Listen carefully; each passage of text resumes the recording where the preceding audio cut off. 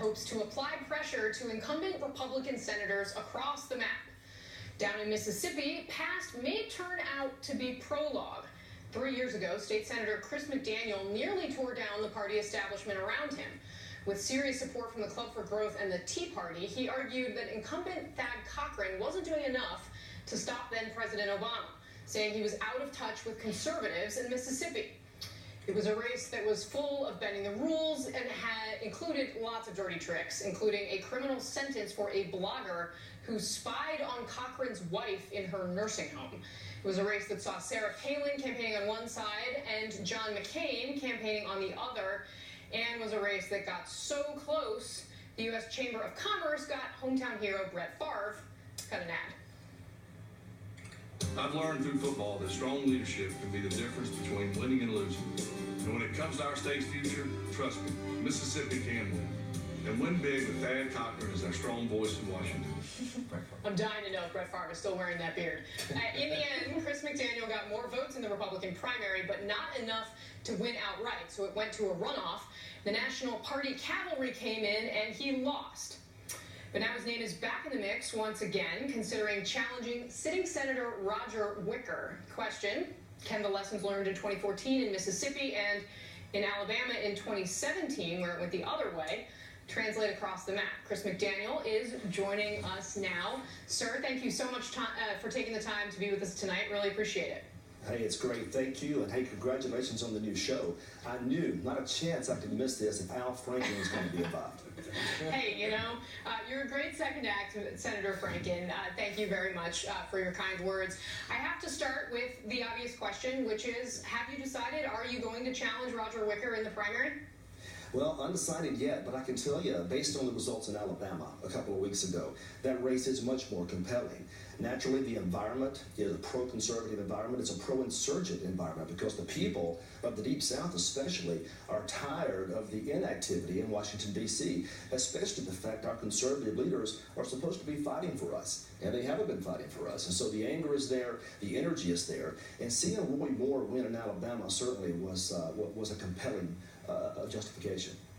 Roy Moore has a pretty storied history in Alabama and a pretty controversial past, and there are some here in Washington who would argue he won partly because he was known for other things in Alabama and not necessarily because this is a lesson that can be applied across the map. Would you compare yourself to Roy Moore in temperament, ideology, or are you different than he is?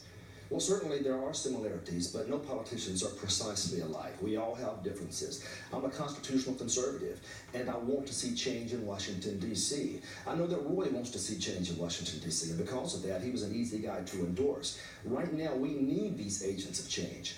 And so, granted, there may be some slight policy differences, but as long as we're going there to change the system, that's something I can support. Give me one of them.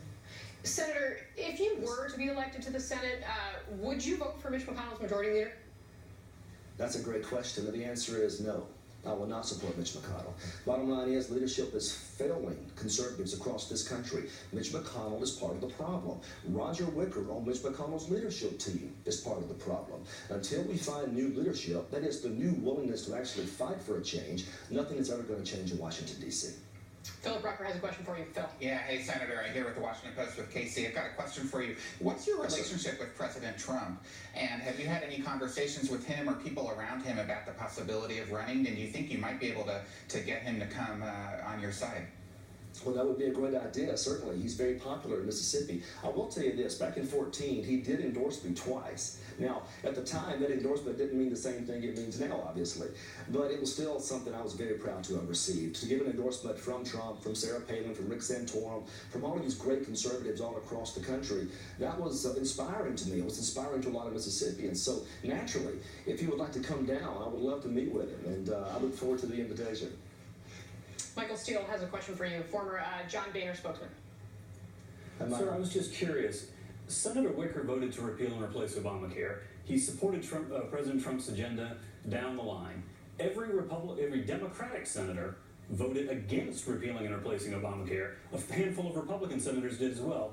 Wouldn't conservatives be better served working to unseat Democrats or liberal Republicans rather than conservative leaders like Senator Wicker?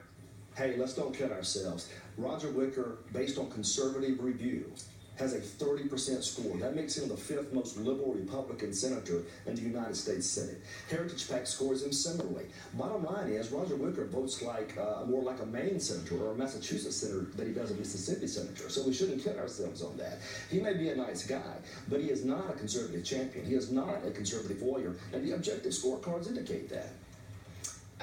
Senator McDaniel, while what you clearly have done your research on these scorecards for conservatives, Roger Wicker is somebody who regularly does vote with the majority leader, who until the events of the past year or so have been considered very conservative. If Mitch McConnell shouldn't be leading Senate Republicans, who should be? You know what? I personally would love to see Mike Lee lead in that capacity. Maybe Rand Paul. And I realize that's not the way D.C. works. I realize these guys evidently have to wait their turn. But they're at least talking about conservative ideas. They're at least championing the conservative cause. Roger Wicker is a McConnell yes man, and McConnell is hardly a conservative. His score on conservative review was a 48. Now granted, that's better than Wicker's, but it's not what we need in the United States Senate. And that's precisely what Mississippi is saying. Mississippi expects conservatives to fight for us in the Senate, not to go up there and rubber stamp anything Mitch McConnell says. Right now, we consider Mitch McConnell part of the problem.